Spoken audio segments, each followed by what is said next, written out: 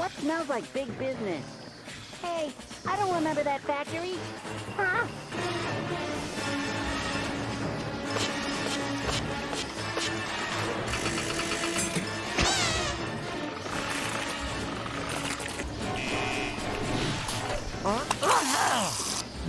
What kind of monster is responsible for this horror?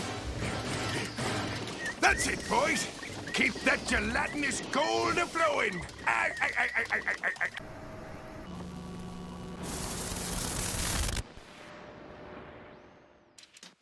I want to make it clear that most of the time, I think it's pretty lame to tell someone they can't like a piece of media, whether it be a book, a game, a movie, or a show, just because I think it's bad. If you enjoy a piece of art and genuinely get something out of it, then I'm happy for you. I'm glad the story was effective and worked on you, even if it didn't for me.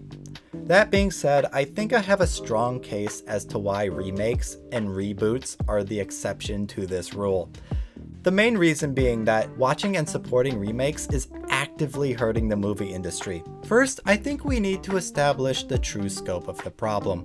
It's well understood that a good number of films nowadays are remakes, but just how many are there? Well, it's far more than you might expect. According to IMDb, there has been a grand total of 125 movie remakes made or announced in between 2018 and 2022. These include iconic films such as Akira, The Fly, American Psycho, Alfred Hitchcock's The Birds, Scarface, Jacob's Ladder, Conan the Barbarian, I Am Legend, A Nightmare on Elm Street, The Blob, The Grudge, Memento, Nosferatu. Do I really need to go on?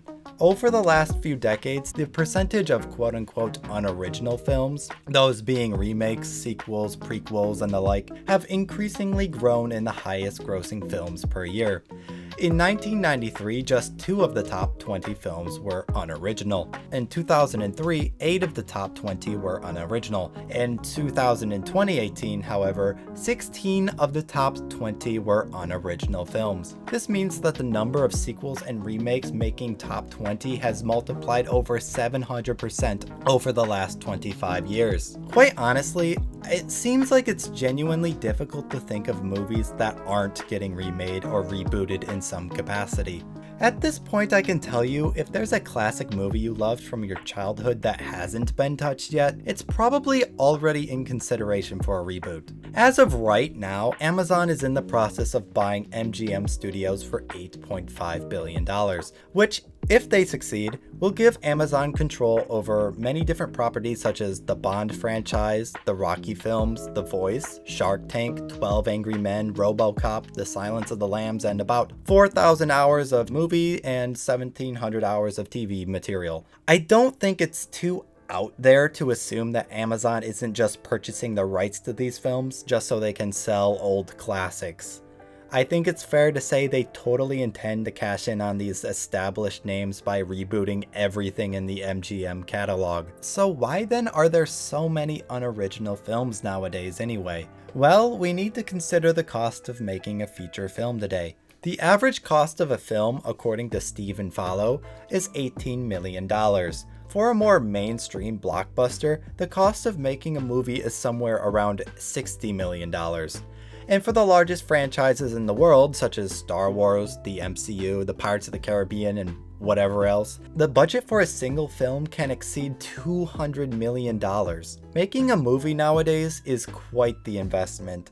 I believe even a corporation like Disney, which practically has a monopoly on the entertainment industry at this point, is probably hesitant about spending hundreds of million dollars on a project that may fail. Say you have an executive position at Disney, and it's your job to manage which projects get greenlit and which ones don't. It's up to you to ensure that your company earns as much revenue as possible. You could greenlight an original animated feature film, which would potentially cost as much as $150 million to make, and you might like the final product, but what if it just doesn't jive with audiences? Or its marketing doesn't get people interested and it underperforms at the box office? Why take that risk when you can just pump out a half-assed remake of an established franchise, such as The Lion King or Aladdin or Mulan and so many others, and reap a hefty return regardless of its quality? So, at the end of the day, Remakes are made because audiences always choose to see them. However, none of this would even be a problem if these unoriginal films were good, except they quite certainly are not. Just don't take my word for it either. The average critical score for Disney's live-action remakes is around 50%. That's pretty bad, even by their standards. If you watch any of the reputable YouTube critics, or just pay attention to discourse on social media, you already know that the consensus about the majority of these films is that they are poor and significantly worse than their original counterparts. Even just scrolling through the IMDb page of Remakes, it's funny just how low their reviews are on just about all of them.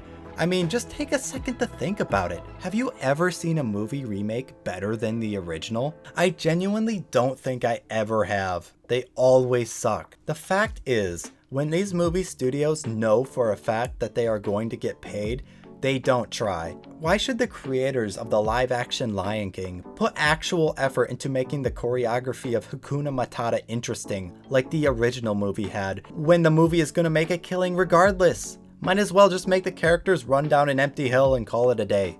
And lastly, I need to address a particular counterpoint that I've seen floating around in defense of remakes. I've been told that movie remakes are just taking part in storytelling and reshaping, which is a tradition that has existed ever since the first story was told. Much in the same way that we see modern renditions of Romeo and Juliet, or we see medieval folk tales turned into animated films, remakes are just fulfilling one of storytelling's basic needs to evolve over time.